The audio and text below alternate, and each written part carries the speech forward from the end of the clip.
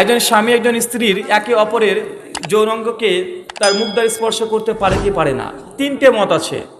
একদল পুরোটা হারাম বলেছে, একদল বলেছে জায়েজ। আমি এটাকে যতটা ভালোভাবে তাহকিক করে দেখেছি, আমার কাছে মনে হয়েছে ইমাম শাফি, ইমাম মালিক, ইমাম আহমদ তারা বলেছে একজন স্বামী তার স্ত্রীর যৌনোত্তেজনা বৃদ্ধি করার জন্য তার শরীরের যে কোনো জায়গাতে ঠোঁট দিয়ে টাচ করাটা বৈধ, মানে চুম্বন করা, কিস করাটা বৈধ। ইমাম আবু হানিফা রাহিমাহুল্লাহ বলেছে এটা মাকরু, উচিত নয়। দুই, খাসভাবে শুধুমাত্র একজন পুরুষ তার স্ত্রীর যৌনাঙ্গ, একজন পুরুষের যৌনাঙ্গকে তারা শুধুমাত্র একদম কিস না, একে অপরের মুখে নিয়ে দিতে পারবে কি পারবে না, এটা নিয়ে চরম ইখতিলাফ আছে। তবে অধিকাংশরা বলছে এটা হারাম নয়, কেননা হারাম হওয়ার জন্য কোনো অকাট্য কোনো দলিল প্রমাণিত নয়। কিন্তু এই স্বভাবটা মানুষের ফিতরতের পরিপন্থী। এটা একটা ছাগল আর একটা ছাগলের সঙ্গে এই আচরণটা করে, এটা পশু প্রবৃত্তি। কি বললাম? কারণ তাদের যেহেতু হাত পা নেই, তারা তার স্ত্রী বা তার জীবন সঙ্গিনীকে উত্তেজনা করতে পারে না। আপনাকে হাত পা নাই, বুঝেন নাই? আপনার কি হাত পা নেই? তবে এটা হারাম এমনটা বলা যায় না, কারণ এটা কেউ যদি অতিরিক্ত যৌন তৃষ্ণা বা তাদের যৌন অনুভূতি যদি বৃদ্ধি করার জন্য কেউ যদি একে অপরের যদি লজ্জাস্থান যদি নিজেদের মধ্যে নেয়, এটা কোনো আপত্তিকর বা নেই। তবে দূরে থাকাটাই ভালো, তাকওয়াশীল ব্যক্তির জন্য এই কাজগুলো করণীয় নয়, এটা উচিত নয়। শুকরিয়া। একজন লোক 10 বছর আগে মারা গেল, আরেকজন 10 বছর পরে, দুজনের শাস্তি কি সমান? একজন ব্যক্তি 50 বছর আগে মারা গেছে আর আমি আজকে মারা গেলাম, তো ওই ব্যক্তি তো বেশি কবরের আযাব পাচ্ছে, আমি তো কম পাবো 50 বছর, তাই তো ভাই? এটা আপনি এত আল্লাহকে ক্ষমতাশীল মনে করছেন কেন, দুর্বল মনে করছেন? সূরা নিসা আয়াত নম্বর 40 আল্লাহ বলছে, আল্লাহ কারোর সঙ্গে অনুপরিমাণে জুলুম করেন না, করবেন না। আল্লাহ জুলুম নিজের জন্য হারাম করে নিয়েছে। আল্লাহ সুবহানাহু ওয়া তাআলা যিনি গোটা বিশ্বজগৎকে তৈরি করেছেন, সেই আল্লাহ কাকে কেমন শাস্তি দেবে আপনার নেই। একজন ব্যক্তি সৌদি আরবে ঘোড়ায় চড়ে গিয়েছে, 7 মাস সময় লেগেছে। আমি বিমানে চড়ে গেছি, 7 ঘন্টা সময় লেগেছে। আমরা যদি দুনিয়াতে যদি সময়টাকে কন্ট্রোলে নিয়ে আসতে পারি, বা আল্লাহ তার শাস্তিকে কমানো বাহানো করতে পারবে না? আপনাকে একদিনে যে দুমদাম একজন মেরে 1000 বার মেরে আপনাকে সাইজ করে দিল, আর প্রতিদিন 100 ভেতরে হাত মারলো, দুটো সমান না। আল্লাহ সুবহানাহু ওয়া তাআলা চাইলে আজকে যে মৃত্যুবরণ করলো, কাল যদি কিয়ামত ঘটে যায়, একে একদিনটা এমন কিয়ামত নামিয়ে দিতে পারে যে বাকি যারা মারা গেছে ওদের উপরেও তো অত্যাচার হয়নি। পারে কি পারে না? কথা বলেন। একটা চোর চুরি করেছে, তাকেও পুলিশে শাস্তি দেয়, আর যে দেশের ক্রিমিনাল বড় অপরাধী তাকেও পুলিশ শাস্তি দেয়। দুটো অপরাধের শাস্তি সমান হয় না। জি, শুকরিয়া।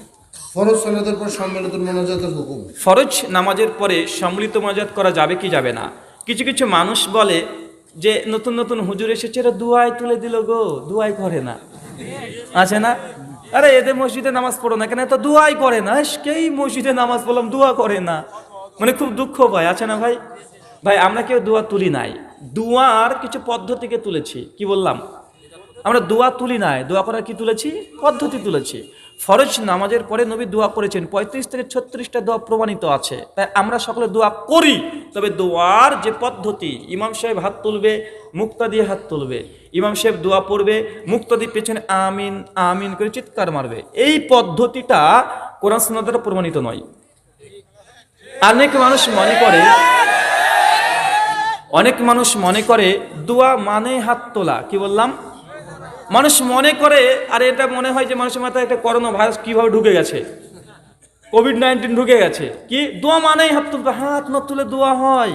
কি যে বলো, হাত তো আল্লাহর কাছে তুলছি, হাত না তুলে দোয়া হয়? মানে হাত না তুলতে তৃপ্তি তো পাচ্ছে না ভাই। দোয়া মানে হাত তোলা, এই ধারণাকে আগে বাতিল করেন। কেন নবী দোয়া করার 3টে পদ্ধতি শিখেছে। কয়টা? 3টা। কিছু কিছু দোয়া আছে আপনি একা নিজে জিহ্বা নড়িয়ে নড়িয়ে দোয়া পড়বেন, দোয়া হয়ে যাবে। এর জন্য হাত তোলার দরকার নেই, ইমাম সাহেবকে ডাকারও প্রয়োজন নেই। কি বললাম? কিছু কিছু দোয়া আছে আপনি একা নিজেই শুধুমাত্র জিহ্বা নড়ে নড়ে দোয়া পড়বেন, দোয়া হয়ে যাবে, হাত তোলার দরকার নেই, ইমামকে ডাকারও প্রয়োজন নেই। প্রমাণ, মসজিদে ঢোকার দোয়া আছে না নাই? হাত তোলেন, ইমামকে ডাকেন। মসজিদ থেকে বের হওয়ার দোয়া আছে না নাই? হাত তোলেন, ইমামকে ডাকেন। বাথরুম ঘরে ঢোকার দোয়া আছে না নাই? হাত তোলেন। বাথরুম থেকে বের হওয়ার দোয়া আছে না নাই? হাত তোলেন। পোশাক পরিধানের দোয়া আছে না নাই? হাত তোলেন। জুতো পরিধানের দোয়া আছে না নাই? হাত তোলেন। বাজারে প্রবেশের দোয়া আছে না নাই? হাত তোলেন। আয়নাতে মুখ দেখার দোয়া আছে না নাই? হাত তোলেন। হাজার জায়গা আছে, কেউ একজন হাত তোলে কেন রে ভাই? আপনি যে মনে করেন দোয়া মানে হাত তুলতে হবে, বা বন্ধু স্ত্রী সমস্যার দোয়া আছে না নাই? ইমাম সাহেবকে ফোন করেন, ইমাম সাহেব তাতে বাড়ি পেছনে আসেন, আপনি দোয়া পড়বেন, আমার স্বামী স্ত্রী আমিন আমিন বলবো। কে বলেন নাকি রে ভাই?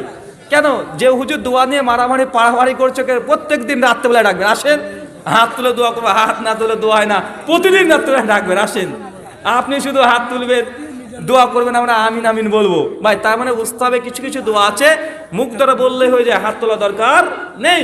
ঠিক ফরজ নামাজের শেষে সম্মিলিত মুনাজাত নেই, প্রত্যেক মুসল্লি একাকি আলাদাভাবে জিওয়া নড়িয়ে নড়িয়ে দোয়া জিকির আজকার করবে, এটা নবীর সুন্নাহ। তবে হাত তোলা এখানে সুন্নাত নয়। যেমন বাথরুম ঘরে ঢোকার সময়তে হাত তোলা সুন্নাত নয়, জিকির আজকার দোয়া পাঠ করাই এগুলো সুন্নাহ। কথা বুঝতে পারছেন? শুকরিয়া। আচ্ছা, একটা প্রশ্ন ছিল আপনার পরিচয়। আচ্ছা, আমার পরিচয় কি? আমার নাম ব্রাদার রাহুল হোসেন, এই তোমার পরিচয়। আমি এমন কোনো মহৎ কাজ করিনি যে আমার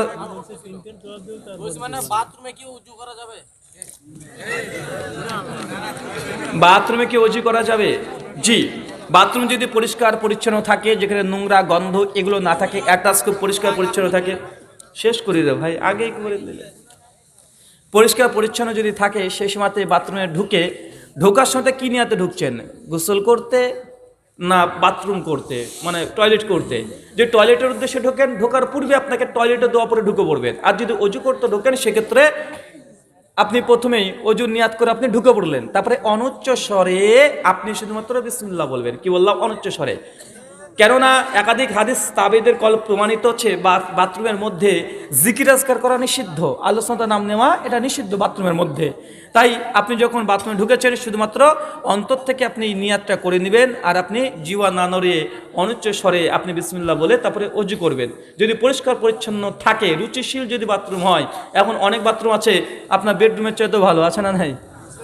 আপনার রান্নাঘরের চাইতে বাথরুমই ভালো অনেক বাথরুম আছে। তো এইসব বাথরুমগুলো আসলে সেই বাথরুমের মতো না যেগুলোকে বাথরুম বলা হয়, কারণ সেই সময় নোংরা পরিস্থিতি থাকে।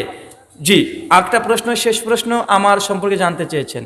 হুজুর, আমার একটা প্রশ্ন। আরে বাবা, নেকি বদির ওজন হবে মিজানের পাল্লায়। আচ্ছা, একটা নেকির ওজন কি আকার কি, একটা বদির ওজন কি আকার কি? আমি জানি না চাচা, এই বিষয়ে হাদিসে কিছু লেখা আমি জানি না। ওয়ালা তাকফু লাইসা লাকা বিহি মিন ইলম ইন্নাস সামা ওয়াল বাসারা ওয়াল ফুআদা কুল্লু উলাইকা কানা আনহু মাসউলা। আল্লাহ বলছেন, যে বিষয়ে তোমাদের জ্ঞান নেই সে বিষয়ে তোমরা কথা বলিও না, নিশ্চয়ই তোমাদের কর্ণ চক্ষু জিহ্বা কিয়ামতের মাঠে জিজ্ঞাসিত হবে। সূরা বানী ইসরাঈল আয়াত নম্বর 36, সূরা মাইদা আয়াত নম্বর 100। তোমরা অতিরিক্ত অপ্রাসঙ্গিক প্রশ্ন থেকে তোমরা দূরে থাকো, কেননা পূর্ববর্তী উম্মতরা এই কারণে ধ্বংস হয়ে গেছে। মিশকাত হাদিস নাম্বার 235। তোমরা অতিরিক্ত অনার্থক প্রশ্ন থেকে দূরে থাকো, কেননা ইহুদিরা তারা ধ্বংস হয়ে গেছে তাদের আলেমদেরকে অনৈতিক অপ্রাসঙ্গিক প্রশ্ন উত্তর করার জন্য। সূরা বাকারা আয়াত 60 থেকে 175 পর্যন্ত দেখবেন, মূসা আলাইহিস সালামের পরে আল্লাহ যখন বলল যে কুরবানি করো, তার উম্মত সে বলছে যে কি কুরবানি করব? তো গরু করো।